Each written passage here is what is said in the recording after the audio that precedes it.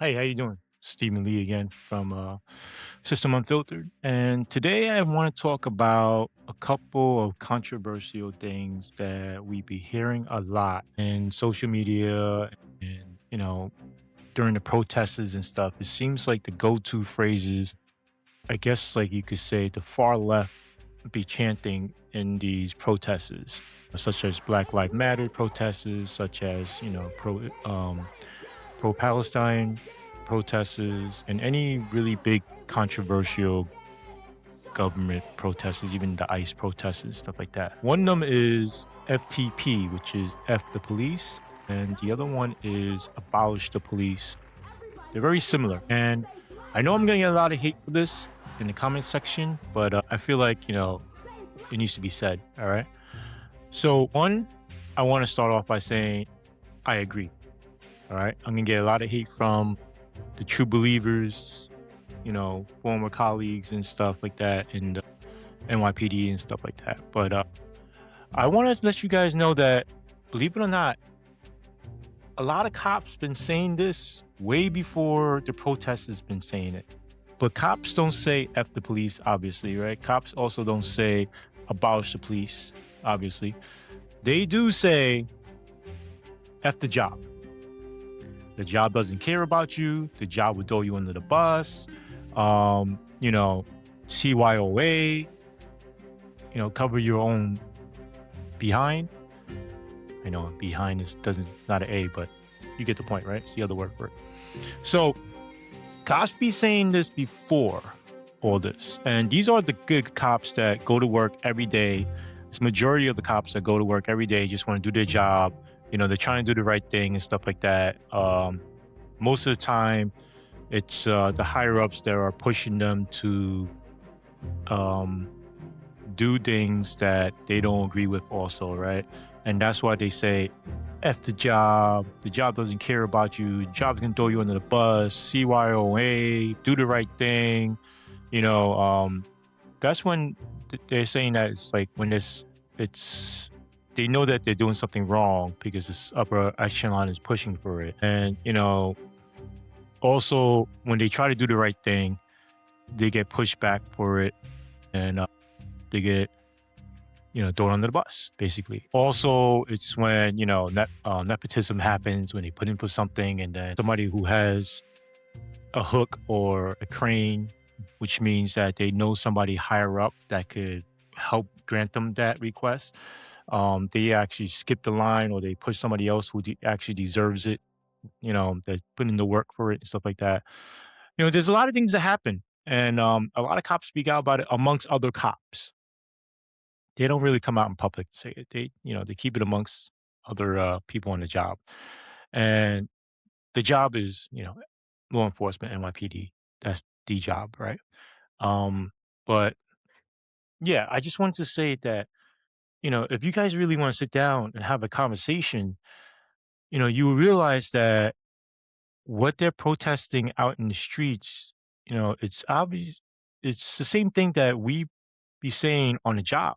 Well, I can't say we anymore because I'm not on the job anymore, but it's the same thing that I used to say on the job all the time is F this job, job doesn't care about you, job can throw you on the bus, CYOA and all those other stuff, like, because I didn't have a crane, I didn't have a hook. I was just a regular Brooklyn kid at the time and raised in Flatbush and just wanted to get on the job and do the right thing, provide for the family and help the community and stuff like that. And then, when I first came on the job, they were telling me, just play the game, just play the game. And I had no idea what they were talking about. Play the game. I was like, what's the game? What are the rules to the game? How do I play it? What is this game that you're talking about? And now, talking from hindsight, I realize what they're talking about, which is the politics game, right? Play along to get along, CYOA and stuff like that, right? And it's a dangerous game. It shouldn't be a game that we should be playing with because we're playing with people's lives, right?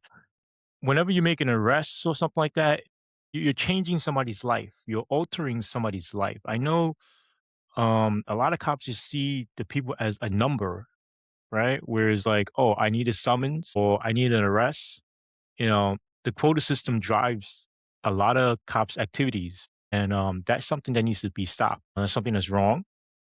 There's something that a lot of good cops do not want to enforce. A lot of good cops don't enforce it, and I feel that it's a dangerous implementation in the NYPD the quota system. I do agree with getting real criminals off the street, keeping the people safe, and all this other stuff. But yeah, I just want to put that out there. Like, there's a lot of people that says "f the police" and abolish the police, and I agree with it 1000%. Abolishing it, we need a complete idea on it. Okay, so you can't just destroy something without having something in place already. So you need something in place of it. If you're going to take the same entity, the same organization, such as the NYPD, and just like tear it all down, what are you going to replace it with? Do you have the manpower already in place and stuff like that? If you're going to take the same people and just like retrain them and redo it, isn't that just more like a rebranding? And the NYPD is really good with rebranding, right? So remember back in the days that we had a SNU unit, which was a in precinct narcotics unit, kind of a lot of bad stuff, bad stuff. That was a bad program. It was strictly number driven, and I seen people plant drugs on people and stuff like that. It's bad unit. They rebranded it. You know, the crimes team was rebranded. Task Force was rebranded to SRG, and then SRG now is getting rebranded to something else to say that they abolish XRG, but it's really just another unit. Gun suppression unit is also something that's it's they like to rebrand it and rename it, but it's the same unit, same different, same tactics. So I don't think that's going to work, right? It's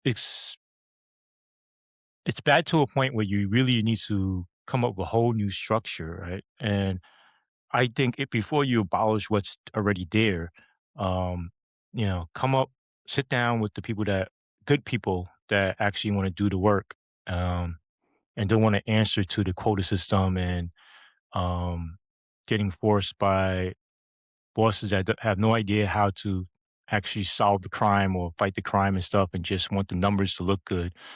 Um, you have to sit down with people that actually want to do the work and come up with a system, and then slowly transfer out and filter out the good cops and have them come over to the new system, and then actually enable them to do real work. And then the bad people you're gonna have to get rid of. It's gonna be a lot of people that you gotta get rid of, but I think it's worth it. I think it's something that we need to do. It's not a new idea. The police department been abolished and rebuilt maybe like 3 times in history, and it's not the first time. And I think we got to the point where we need to redo it, right? Especially after the last administration, where all this corruption was coming out. There's still a lot of people that are still in place that are still running the same kind of schemes and rackets and stuff like that. It's going to be hard to get these people out. So you really need to, you know, come up with something new. Also, you're going to have to restructure it where the accountability is not held up to, it's not given, the responsibility for the accountability is not given to the same people within the same organization, right? Like internal affairs and stuff. It just doesn't work. They can enforce minor infractions, stuff like that, but the bigger corruption, they're gonna have to give to a community-based or public, entity. Therefore, there's no conflict of interest. Like when Mandami said, "Give it to CCRB," I know there's a lot of pushback for it because there's a lot of people that are biased towards cops in CCRB, but you can't say that they're all biased because I've been CCRB a couple of times, and they've been friendly all the time. You know, you know, I think it was a good idea to give CCRB the power, but you're gonna have to give them people that were actually like balance it out where there's actually cops that been on the street, know how it is out in the street, and this way they could bring that perspective into it. Because if you just have civilians, you don't know how it is to be a cop. We go through well, I went through certain stuff as a cop, and it changes. For some reason, people think that you're a different race and breed, right? Um, even your friends don't see you as the same person anymore, and it kind of becomes like a us against them type of mentality, and that needs to change, right? We need to change that perspective where cops are people and people of the community trying to help the community. We should make it where cops are not answering to politicians or people in power or the rich or whatever. And we should make it so that they're answering to the community, the people who they're actually protecting, the people in the neighborhood, stuff like that. But don't let them have, you got to put that line there because you can't have them too friendly with the neighborhood because then it's human nature, right? It's certain people will try to get to certain cops and then there'll be corruption there again, which is why you need people in the community to enforce it, right? Because people in the neighborhood know which cop is bad, which cop is always crossing the line, and which cops are actually good and stuff like that. So you need community-based oversight. And yeah, that's about it. I just wanted to bring that into the table. So I know I'm gonna get a lot of hate from this, so comment it. I welcome it. Um, let's have a conversation. If you're gonna be ignorant about it and you don't want to be open to a conversation about it, and you're just there to troll, it is what it is. All right. Peace, love, and blessings. Stay safe.